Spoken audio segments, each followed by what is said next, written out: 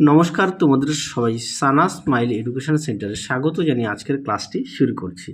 আজকে তোমাদের সঙ্গে আলোচনা করব তোমরা যারা অষ্টম শ্রেণীর প্রথম পর্যায়ক্রমিক মূল্যায়ন পরীক্ষা দেবে 2026 সালে, তোমাদের জন্য রায় ও মার্টিন প্রশ্ন বিচিত্রা থেকে আজকে সমাধান করব অষ্টম শ্রেণীর ভূগোল বিষয়ে মডেল নাম্বার 4 অর্থাৎ 4 নম্বর স্কুলের যে সমস্ত ছোট ও বড় প্রশ্নগুলি আছে তার সমস্ত প্রশ্নের উত্তরের সমাধান করে দেখাবো। চলো দেরি না করে মূল বিষয়ে যাওয়া যাক।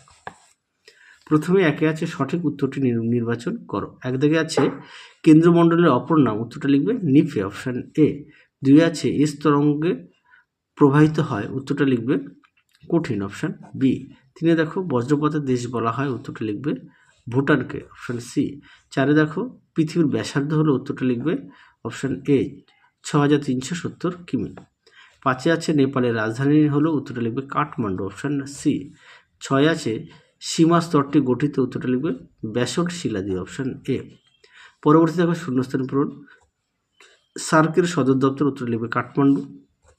2 আছে ভূত্বক ও গুরুমণ্ডলের মাঝে মোহরোফিসিক বিযুক্তি রেখা অবস্থিত। তারপরে দেখো অতি সংক্ষিপ্ত উত্তর দাও। 1 আছে দারুচিনি দ্বীপ কাকে বলে, উত্তরটা লিখবে শ্রীলঙ্কাকে। 2 আছে লাভা বলতে কি বোঝো। এই প্রশ্নের উত্তরটি তোমাদের পাঠ্য বইতে একদম প্রথমে 2 নম্বর পেজে পেয়ে যাবে। দেখে নাও, পাঠ্য বইতে সুন্দর করে দেওয়া আছে, এখান থেকে এই পর্যন্ত লিখবে। তোমাদের কাছে একটি প্রশ্ন রাখছি, অবশ্যই কমেন্ট বক্সে উত্তরটি দেবে। প্রশ্নটি হচ্ছে লোহা সব থেকে বেশি পরিমাণে আছে কোথায়, কোন মণ্ডলে? ঠিক আছে, লোহা সব থেকে বেশি পরিমাণে আছে কোথায়, কোন মণ্ডলে? পরবর্তী দেখো 3 দাগের নিচের প্রশ্নগুলির সংক্ষেপে উত্তর দাও। 1 আছে ভূমিকম্পের কেন্দ্র ও উপকেন্দ্র বলতে কি বোঝো। দেখো এই প্রশ্নের উত্তরটি,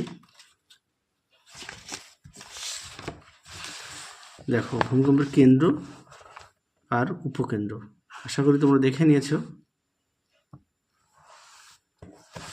পরবর্তী দেখো কি আছে, অ্যাস্ট্রোস্ফিয়ার কাকে বলে। দেখো এই প্রশ্নের উত্তরটি, দেখো অ্যাস্ট্রোস্ফিয়ার সুন্দর করে দেওয়া আছে, পাঠ্য বইতে পেজ নাম্বার হচ্ছে 5। পরবর্তী দেখো পারলিক শিলার দুটি বৈশিষ্ট্য লেখো। দেখো প্রশ্নের উত্তর, দেখো পাললিক শিলার বিশেষত্ব দেখে নাও, সুন্দর করে দেওয়া আছে, তোমরা অবশ্যই পড়ে নিয়ে লিখবে।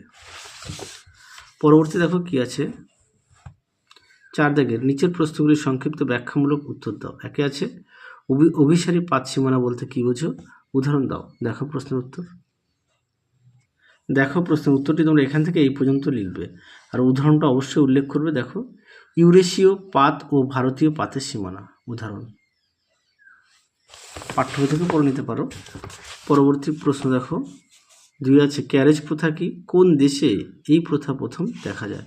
এটা তোমাদের পাঠ্য বই থেকে দেখাই, যেহেতু পাঠ্য বই প্রত্যেকের কাছে আছে, পাঠ্য বই থেকে দেখাই।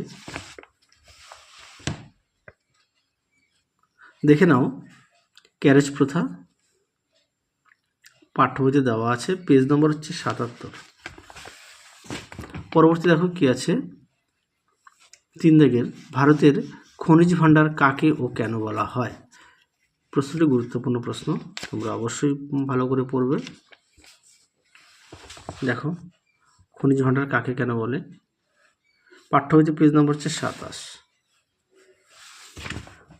পরবর্তী দেখো 5 দাগের নিচের প্রশ্নগুলি উত্তর দাও। 1 আছে মায়ানমারের খনিজ ও বনজ সম্পদ সম্পর্কে লেখো। দেখো প্রশ্ন উত্তরটি,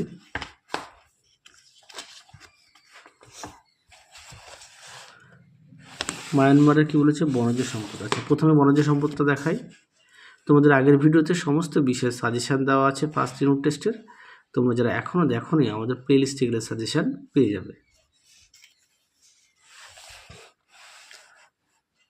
তারপরে দেখো মায়ানমারের খনিজ সম্পদের পরিচয় দাও। যাদের বই আছে অবশ্যই বই থেকে পড়বে, যাদের বই নেই তোমরা একটু খাতায় লিখে নিয়ে পড়বে। পরবর্তী দেখো 2 দাগে চিত্রসহ পৃথিবীর অভ্যন্তরীণ ভাগের গঠন দেখাও। দেখো প্রশ্ন উত্তর,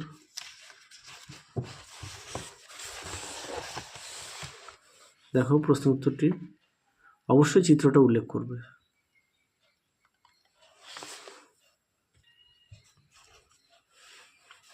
পরবর্তী দেখো, আগ্নেয় শিলা কাকে বলে? নিঃসারী ও উদ্ভিদ শিলার 3টি পার্থক্য লেখো। দেখো প্রশ্ন উত্তর,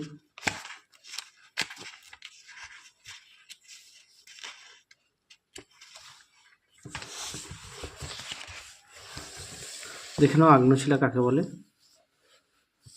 এখান থেকে লিখবে ঠিক এই পর্যন্ত, আর অবশ্যই উদাহরণ দেবে ব্যাসল্ট ও গ্রানাইট।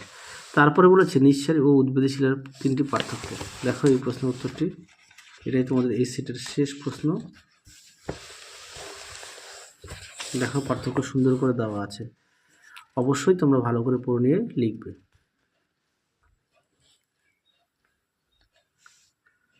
তাহলে চলো আজকের মতো এখানেই সমাপ্ত করছি। আবার দেখা হবে খুব শীঘ্রই তোমাদের পরবর্তী ভিডিওতে। তোমরা সবাই সুস্থ থেকো, ভালো থেকো। আজকের মতো টাটা।